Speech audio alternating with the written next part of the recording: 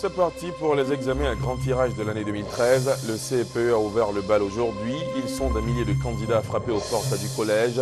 La ministre de l'Éducation nationale, Kandia Camara, s'est rendue dans des centres d'examen pour s'assurer que tout allait pour le mieux. Daniel Kablan-Duncan est en déplacement au Maroc. Le chef du gouvernement ivoirien prend part aux assises annuelles de la BAD pour l'année 2013. Avant la cérémonie officielle, il a animé un panel ce mardi autour de l'importance des infrastructures dans le développement du continent africain. Et puis à l'étranger, c'est désormais officiel. Les Maliens se rendront aux urnes le dimanche 28 juillet pour élire leur président de la République. Le 11 août est retenu pour un éventuel second tour. Le projet de loi a été adopté hier en Conseil des ministres. Voilà pour le sommaire, il est 20h à Abidjan et partout en Côte d'Ivoire. Bonsoir à tous et bienvenue dans le 20h. À la une de l'actualité, l'examen du CEPE, certificat d'études primaires élémentaires et de l'entrée en 6e qui a eu lieu aujourd'hui sur toute l'étendue du territoire ivoirien. Ils sont des milliers de candidats à frapper aux portes des collèges. La ministre de l'Éducation nationale, Kandia Kamisoko Camara, s'est rendue dans les centres d'examen pour s'assurer que tout allait pour le mieux. Le témoignage de Mamadou Kwasi. C'est reparti pour les examens à grand tirage. Et ce sont les tout petits qui ouvrent le bal. Ils sont 448 275 à la conquête du premier diplôme scolaire, le CEPE, le certificat d'études primaires et élémentaires. Je pensais que l'examen serait très dur, mais j'ai vu que c'était très facile. Je pense que je peux avoir environ 130 points. Ce que je pense, c'est que l'examen n'est pas trop dur. Je souhaiterais passer en 6e cette année. Les candidats composent dans 4 matières, à savoir l'étude du texte, l'éveil au milieu, la dictée et les mathématiques. La ministre de l'Éducation nationale et de l'enseignement technique apporte son soutien aux candidats. Je voudrais demander à tous les candidats vraiment de continuer de se préparer. Et je voudrais leur dire que l'examen n'est qu'une période d'évaluation. Donc ils ont travaillé pendant 9 mois, ils ont reçu un enseignement. Et donc nous allons les évaluer pour savoir si ce qu'ils ont appris pendant les 9 mois, ils l'ont bien assimilé. Et donc ce n'est rien d'autre que ça. Donc je leur demande de continuer d'étudier, de bien réviser, de moins s'amuser. Et je souhaite vraiment que les efforts fournis par les uns et les autres soient couronnés effectivement par un grand succès au moment des résultats. Les candidats malvoyants et malentendants ont aussi bénéficié du soutien de la ministre. Ici également, on promet de meilleurs résultats. Je trouve les épreuves faciles. Je suis sûr d'être admis au CP. Mon rêve, c'est de devenir juge plus tard. L'innovation cette année, la mise en place d'un service médical dans les 1750 centres d'examen du CEPE. Les résultats seront connus le mardi 11 juin 2013. À l'instar des autres centres d'examen partout en Côte d'Ivoire, les candidats se sont rendus dès ce matin dans les centres de la commune de Cocody. L'une de nos équipes de reportage s'est rendue dans l'un de ces centres. Le constat ne révèle aucun incident. Beket Aliko, Fatou Fofana. Centre Cocody Est 1, il est 8h25 ce mardi.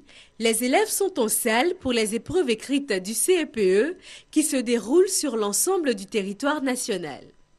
Première épreuve soumise aux candidats, l'étude de texte.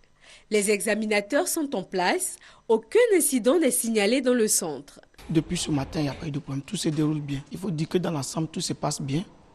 Les enfants sont en classe, il n'y a pas de soucis majeurs. Dans l'ensemble, les candidats trouvent les épreuves abordables. C'est très facile, il faut juste relire pour comprendre.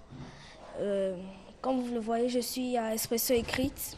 On doit écrire une lettre au maire de la commune.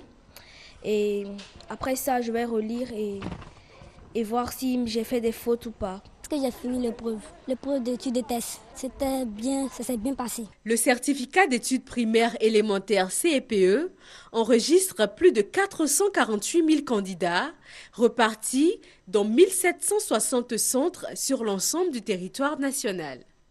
Même sérénité observée dans le centre d'examen, dans la ville de Bouaké et de Sakasso, dans le centre du pays. On y enregistre 20 593 candidats repartis dans 74 centres. Les épreuves se sont déroulées dans la quiétude et ce, en partie grâce à la vigilance des forces de l'ordre et à la grande satisfaction des responsables éducatifs, nous dit Kwadjo Kwame. Ambiance plus lourde que d'habitude, stress plus intense que pour un simple devoir. Top départ des examens à grand tirage de l'année scolaire 2012-2013. À l'instar des autres candidats du pays, 1974 candidats officiels dont 635 filles et 5 candidats libres du département de Sakassou affrontent les épreuves d'études de texte, d'éveil au milieu, de dictée et de mathématiques dans 8 centres sous la supervision du DREN 2. Tout se passe très bien, comme ici d'ailleurs, c'est calme. Les parents, on a réussi à les éloigner des centres de composition. Les forces de l'ordre veillent à ce que les portables et tout ce qui est compromettant soit mis de côté. À l'EPP Sakassou Centre, Bamba Djamila, 8 ans, est confiante. Il en est de même pour ses autres camarades. J'ai trouvé l'étude de test facile. C'est sûr que ça va marcher l'année prochaine, je serai au collège. On a fait étude de test et moi, je prouve que ce n'est pas difficile pour moi. Ces candidats connaîtront leur sort le 11 juin prochain. À Bouaké, ce sont au total 20 593 candidats sur les 448 275 au plan national qui subissent les épreuves du CEPE, frappant de ce fait aux portes du secondaire. Dans l'ensemble, les candidats jugent les premières épreuves à leur portée. Je suis contente de l'épreuve qu'ils ont donnée. Je souhaite bonne chance à tous les élèves de CM2 et qu'ils aient confiance en eux-mêmes. Toutes les dispositions étaient prises pour des résultats crédibles. Le directeur régional de l'éducation nationale de Bouaké et l'inspecteur général des COGES supervisant la région de Bouaké se disent satisfaits de la tenue de ces examens.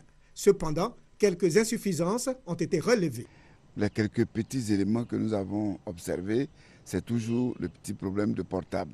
Mais je pense qu'avec la sensibilisation, tout rentrera dans l'ordre. Les candidats sont âgés et ils disposent d'une carte d'identité scolaire.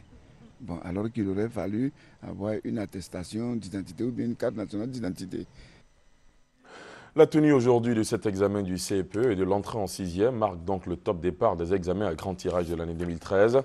Le CEPE a ouvert donc le bal aujourd'hui avec plus de 440 000 élèves qui ont composé ce mardi pour le BEPC. L'oral est prévu du 4 au 7 juin et l'écrit du 11 au 12 juin. Quant au baccalauréat, l'oral est prévu du 11 au 21 juin et l'écrit du 25 au 28 juin prochain. Autre sujet, deuxième titre de ce 20h, le chef du gouvernement ivoirien prend part aux assises annuelles de la BAD pour l'année 2013. La rencontre se tient au Maroc avant la cérémonie d'ouverture officielle prévue pour après-demain. Daniel Kablan-Duncan a animé un panel ce mardi sur place à Marrakech autour du thème « L'importance des infrastructures dans le développement du continent africain ». Les détails avec Alvarassa. Le projet des autoroutes Abidjan-Lagos, Abidjan-Niamey, la réussite du système énergétique de la Côte d'Ivoire, cas de la centrale d'Azito, qui est un exemple reconnu par la Banque mondiale, selon le Premier ministre Daniel Kablan-Duncan, et qui permet d'approvisionner la sous-région. C'est sur ces projets que le Premier ministre a développé son intervention lors du panel consacré au rôle des infrastructures dans le processus de développement du continent africain. Au niveau des pays l'ASEAN. Je crois que ces pays ont montré la voie. Que si nous voulons au niveau de l'Afrique aller très vite, il faut accorder une importance particulière, disons que, aux transformations structurelles. Que ce soit des transformations à la fois, disons que, globales, qui doivent être profondes, mais aussi des transformations sectorielles. Et disons, c'est ce qui permet d'aller de l'avant. Et ça demande des efforts énormes, mais disons que les résultats sont très payants. Pour lui, donc, les infrastructures sont essentielles pour le développement de l'Afrique. Et cela est soutenu par la volonté politique des présidents qui veulent faire, en tout cas au niveau de la CEDEAO, une CEDEAO des peuples avec une intégration réussie. Lors de ce panel relatif au rôle des infrastructures dans le processus de développement du continent africain, le Premier ministre Daniel Kablan-Duncan avait à ses côtés Ibrahim Ba de la CEDEAO et Kalam Pingenga du secteur privé. Pour eux également, les infrastructures précèdent tout développement. Et c'est ce qui se fait actuellement en Côte d'Ivoire, au Niger et en Sierra Leone, permettant à ces pays d'avoir une croissance économique respectivement à 8,9%, 11% et 18%. On s'intéresse maintenant à la première réunion officielle du réseau des autorités centrales et des procureurs de l'Afrique de l'Ouest. Ce rendez-vous a eu lieu aujourd'hui, toujours dans la capitale économique, avec en toile de fond des échanges d'expériences en matière de crimes à caractère transnational, notamment le trafic de drogue, de médicaments contrefaits, la traite des personnes et le trafic de migrants. L'éclairage est signé Maïsako. Servant de lieu de transit et de destination pour différents types de produits illicites, l'Afrique de l'Ouest est au cœur des routes utilisées par les groupes criminels pour le trafic de drogue et des personnes. À cela s'ajoute le trafic d'espèces sauvages, le blanchiment d'argent et les crimes en bande commis en mer. La réunion des membres du réseau des autorités centrales et des procureurs d'Afrique de l'Ouest entend trouver, à travers des échanges d'expériences, des solutions à ces problèmes. Le but, c'est d'améliorer l'entraide judiciaire entre les pays d'Afrique de l'Ouest, donc les pays de la CEDEAO et la Mauritanie. Le but ultime, c'est bien d'opposer un réseau au réseau criminel et que les frontières ne soient pas un obstacle à la recherche des preuves, à l'arrestation des criminels et à la saisie des avoirs criminels. Les trafics transnationaux de produits illicites causent d'énormes pertes aux États de l'Afrique de l'Ouest. Le trafic de drogue en Afrique, c'est plus de 3 milliards de dollars de pertes pour nos États et donc de gains pour les trafiquants. La rencontre devrait à terme permettre, entre autres, d'établir un espace ouest-africain sécurisé, de fournir des informations juridiques et promouvoir une meilleure compréhension de l'application des instruments juridiques internationaux aux autorités centrales, procureurs et juges des pays de l'Afrique de l'Ouest. Parlons maintenant de cette formation à laquelle ont été conviés des journalistes de 8 pays de l'Union économique et monétaire ouest-africaine. Ils ont été formés pendant 3 jours dans les locaux du siège de la BCEAO à Dakar sur les mécanismes de fonctionnement de l'institution d'émission de l'Union pour mieux traiter les questions de gestion monétaire. Le point avec Adama Kone. Politique monétaire, stabilité des prix, financement des économies, gestion des réserves de change. 40 journalistes de l'UEMOA sont allés se formater aux différentes activités de la BCEAO. En dehors de la salle, cette formation, des hommes de médias se justifient d'une capitale à l'autre. On est les voisins, ouais, mais franchement, je ne sais pas ce qui se passe réellement à la BCEAO. Je ne connais rien sur la BCEAO et en plus, ça ne m'intéresse pas. Je n'ai aucune idée de comment fonctionne la BCEAO. Sinon, je connais la BCEAO, mais je ne sais pas comment elle fonctionne. Ce que je sais pour la BCEAO, c'est que c'est une banque ouest-africaine d'abord qui se charge de produire la monnaie qui est utilisée par les pays qui sont membres de la CEDEAO. On nous a juste dit ce que ça fait en général, mais dans les petits détails, non. Les responsables de la BCEAO ont donc voulu outiller les journalistes économiques pour leur donner le coffre nécessaire dans le traitement des informations liées au fonctionnement et aux missions de la Banque centrale. Il est évident que pour être pertinent et crédible dans les réponses aux attentes du grand public, dans les domaines qui relèvent de l'action de la Banque centrale, les professionnels des médias ont besoin de bien plus que de leur talent. Pour faire savoir, il leur faut toujours allier savoir-faire et connaissance précise du domaine auquel ils s'attaquent. En effet, en cette ère où s'accélère la mondialisation de l'économie et la globalisation de l'information, en lien avec les technologies de l'information et de la communication, il importe de mesurer le danger des approximations et des contre-vérités qui pourraient être véhiculées dans les médias. Après 3 jours au Centre ouest-africain de formation et d'études bancaires de Dakar, les journalistes apprécient les connaissances acquises. En quittant Cotonou pour Dakar, pour repartir, j'ai eu un plus.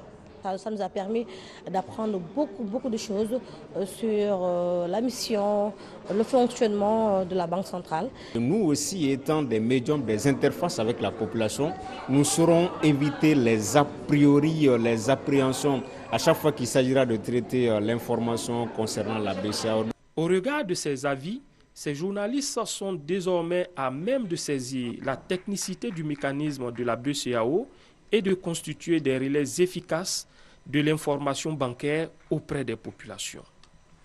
Il a décidé d'engager la société civile et les médias dans la lutte contre la corruption. Le secrétariat national à la gouvernance et au renforcement des capacités initie un séminaire aujourd'hui et demain. Surveiller et rapporter la corruption, outils et méthodes participatives pour les organisations de la société civile et les médias. Tel est le thème de cette rencontre à laquelle prend part Alexis Ouedraogo.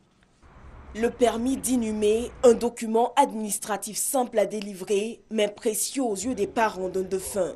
En Côte d'Ivoire, c'est très souvent que sa délivrance est conditionnée par un petit geste pour encourager l'agent de mairie. La corruption dans le pays ne respecte même plus le caractère sacré de la mort. Notre pays fait encore partie des 50 pays les plus corrompus au monde. Pire, aucun secteur d'activité n'est épargné par le fléau.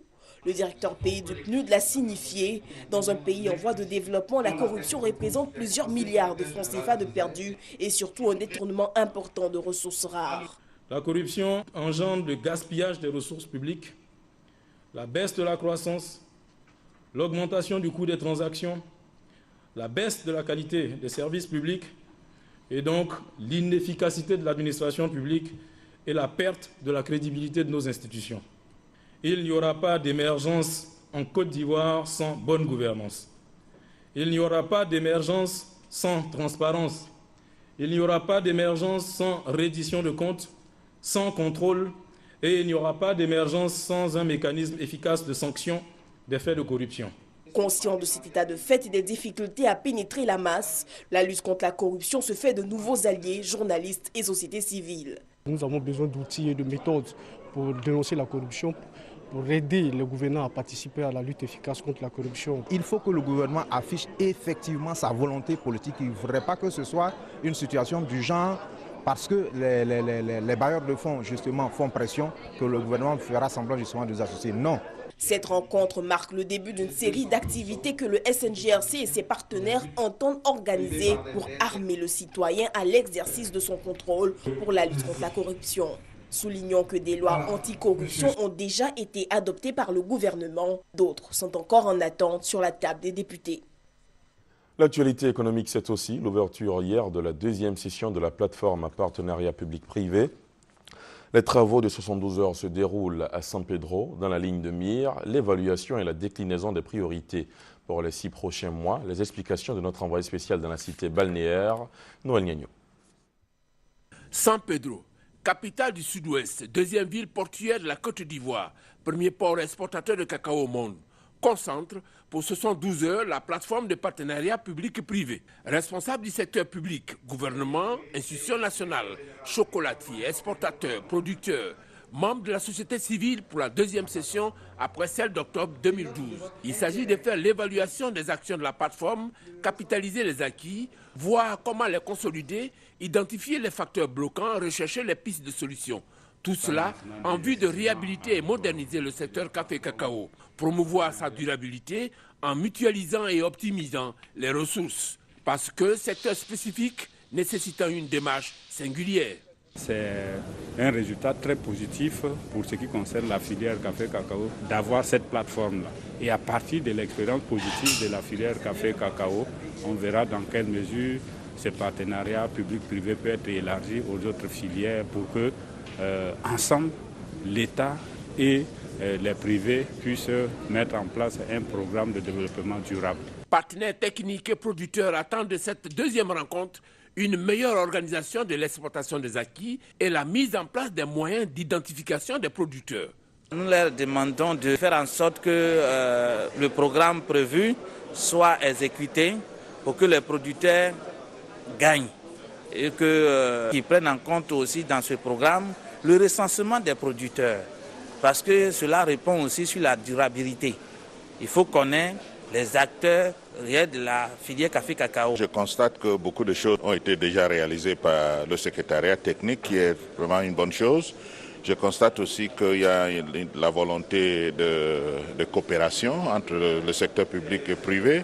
Pour que moi j'aimerais voir, c'est comment les recommandations des groupes thématiques remontent au niveau de la plénière pour que nous prenions les leçons pour modifier la politique en matière de café-cacao.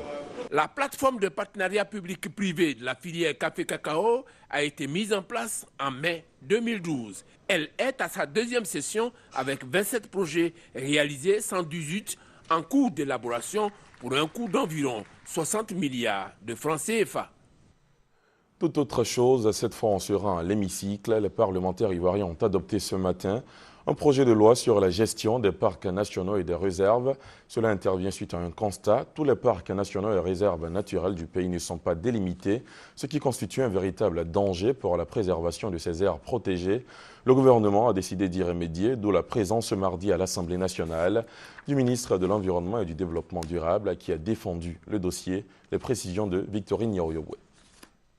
Les parlementaires se sont félicités de l'intérêt de l'État pour la protection et la préservation des parcs nationaux et réserves naturelles du pays. C'est donc à la quasi-unanimité qu'ils ont adopté le projet de loi modificatif de la loi de 2002 qui autorise le gouvernement à délimiter ces aires protégées. Cette délimitation devait se faire depuis 2002, mais elle a été impossible à cause de la crise. Et ce temps de carence a eu de graves conséquences sur ces parcs et réserves de Côte d'Ivoire. C'est le cas du parc national de la Comoé, classé au patrimoine mondial de l'UNESCO, déclaré aujourd'hui patrimoine en péril. C'est aussi le cas pour le parc national du Mont Péco. Et justement, les députés ont voulu savoir l'impact de l'occupation d'Amadé Ourémy sur ce parc. Nous nous sommes tous réjouis du fait que le sieur Amadé Ourémy ait été mis aux arrêts.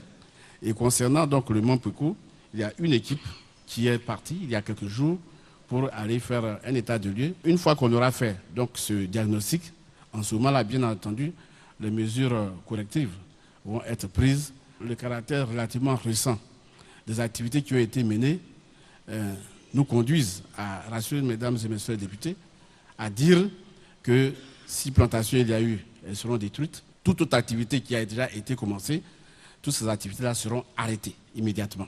Concernant la surveillance de ces aires protégées, le ministre Alaquadio donne le ratio d'un agent des eaux et forêts pour 5000 hectares.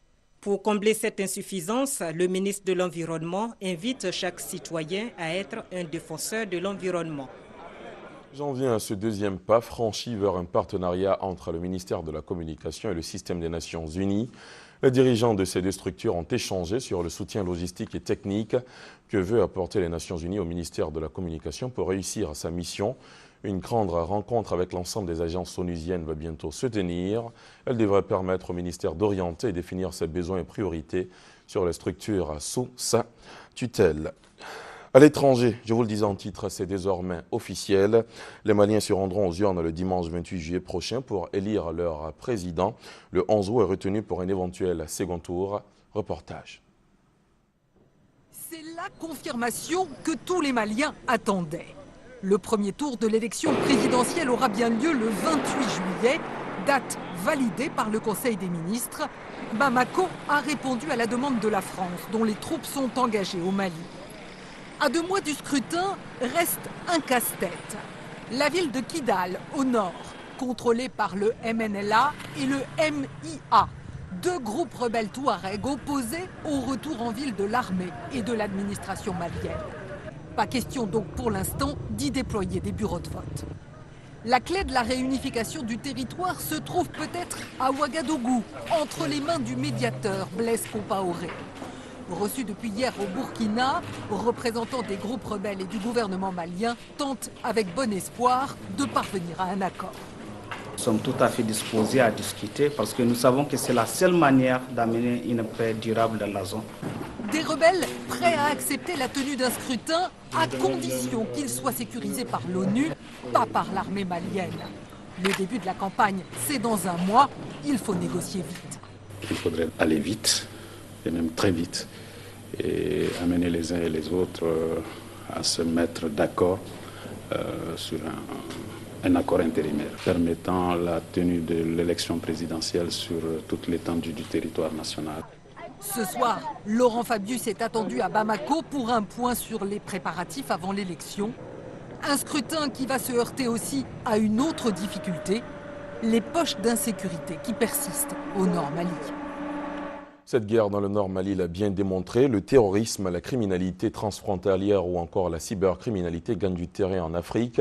Des moyens sophistiqués sont utilisés par les criminels. Les États sont donc obligés de s'adapter en employant des moyens plus efficaces. Les technologies s'avèrent dans ce cas plus que jamais nécessaires pour assurer la sécurité. Un salon international de la défense et de la sécurité intérieure dénommé Africa Shield se tient ici à Abidjan en Côte d'Ivoire du 28 au 30 mai. Plusieurs experts et représentants d'États vont échanger sur les bonnes pratiques et réfléchir sur le thème central du trafic d'êtres humains. Le point avec Lassine Ouattara. Intercepter les communications de terroristes, pister des bandits par la vidéosurveillance, localiser des véhicules volés à l'aide de GPS, identifier des bandits grâce aux traces ADN laissées sur un lieu de braquage ou encore récupérer les données d'un disque dur d'un cybercriminel sont autant de possibilités qu'offrent les technologies dans la lutte contre l'insécurité. Le Salon international de la défense de la sécurité, Africa Shield, ouvert pour 3 jours à Abidjan, se veut un espace de rencontre de professionnels. C'est le ministre d'État, ministre de l'Intérieur et de la Sécurité, Ahmed Bakayoko, représentant le Premier ministre Daniel Kablan-Duncan, qui a ouvert le salon. Il a situé les enjeux de cette rencontre d'experts venus d'Europe, d'Asie, d'Amérique et d'Afrique. Outre les questions de sécurité des États et du rôle des nouvelles technologies dans le succès des enquêtes de police, le salon se propose de traiter de la question cruciale de la sécurité des individus, avec la problématique de la traite d'êtres humains, qui est devenue aujourd'hui un fléau des temps modernes. Ahmed Bakayoko n'a pas manqué de revenir sur la politique ambitieuse de sécurité appliquée par l'État ivoirien. La situation s'améliore. Aujourd'hui, grâce à un système de vidéosurveillance au niveau de la ville d'Abidjan, nous avons réussi à donner plus de liberté aux populations et garantir dans de meilleures conditions leur sécurité. À cet espace d'échange sur la thématique du trafic des êtres humains, plusieurs ministres et personnalités en charge de la sécurité, notamment du Togo, du Burkina Faso, du Mali, du Libéria et du Gabon. La visite des exposants de Côte d'Ivoire et ceux venus de l'étranger a permis de voir les innovations en termes d'équipement et d'infrastructures technologiques. C'est une tradition depuis quelques années, ce test à grandeur nature à la Société ivoirienne de raffinage à CIR. Ce mardi, les pompiers de la CIR et du groupement des sapeurs-pompiers militaires GSPM ont consolidé leur capacité d'intervention. C'était au cours d'un exercice de simulation incendie destiné à éviter toute improvisation et surtout à être prêt en cas d'incendie réel. Le témoignage du Gervais Blé. Le système de sécurité incendie de la Société ivoirienne de raffinage est en place et fonctionne bien. La simulation incendie de ce mardi a permis de le vérifier une fois de plus. Il s'agissait de gérer 2 sinistres. Un sinistre à la CIR où nous avions un feu à la cuvette d'un bac de pétrole brut avec 2 victimes, 2 blessés et un déversement de produits pétroliers sur l'appontement Petrosi. L'exercice s'est déroulé sur 2 heures de temps. À cette occasion, la CIR a fait don de 2 générateurs de mousse et 200 litres d'émulseur à l'Académie régionale des sciences et techniques de la mer, institution qui forme également ses agents de sécurité incendie. Pour éviter tout incendie et les graves dégâts qu'il pourrait entraîner, la CIR, où le feu et les produits pétroliers se côtoient au quotidien, fait le choix de la rigueur et de la vigilance. Une fois par an, en relation avec le groupement des sapeurs-pompiers militaires, avec la gendarmerie, avec la police, avec le SAMU, nous déclenchons le POI qui est un exercice donc, annuel de très grande envergure. La CIR est prête, elle est équipée en conséquence et c'est même la raffinerie la plus équipée dans la sous-région, capable donc d'intervenir pour n'importe quel feu qui se produirait ici. Pas d'improvisation en cas d'incendie, mais des actions coordonnées et efficaces des différents acteurs. Cet engagement des responsables de la CIR semble bien fonctionner. Les différents exercices de simulation le démontrent. Avant de passer au sport, ce télégramme adressé par son Excellence Alassane Ouattara, président de la République de Côte d'Ivoire, à son Excellence M. Girma Wolde Giorgis, président de la République fédérale démocratique d'Éthiopie. Monsieur le Président et chers frères, à l'occasion de la célébration de la fête nationale de votre pays, il m'est particulièrement agréable de vous adresser au nom du gouvernement et du peuple ivoirien ainsi qu'à mon nom propre à mes sincères félicitations auxquelles je joins Des vœux de santé et de bonheur pour votre Excellence, ainsi que ceux de paix et de prospérité pour le peuple frère d'Éthiopie. Je voudrais vous assurer de mon entière disponibilité à œuvrer de concert avec vous au raffermissement des liens d'amitié et de coopération qui unissent si heureusement nos deux pays et nos deux peuples très hautes et fraternelles. Considération, c'est signé Alassane Ouattara, président de la République de Côte d'Ivoire. On parle de sport pour terminer cette édition. Chose promise à chose due, le président de la République a donné à chaque éléphanto 5 millions de francs CFA, une somme qui récompense la victoire de l'équipe ivoirienne des moins de 17 ans. Les éléphantos ont arraché, souvenez-vous, la victoire au tir au but 5-4 face aux Golden Eagles du Nigeria au match disputé à Marrakech au Maroc. La remise des chèques a eu lieu ce mardi au ministère de la Promotion de la Jeunesse, des Sports et des Loisirs. La victoire des éléphantos a été saluée par tous les participants à la cérémonie. C'est ainsi que prend fin donc ce journal. Merci de l'avoir suivi. On se retrouve demain à 20h avec le même plaisir. Excellente soirée sur la chaîne qui rassemble. Bonsoir.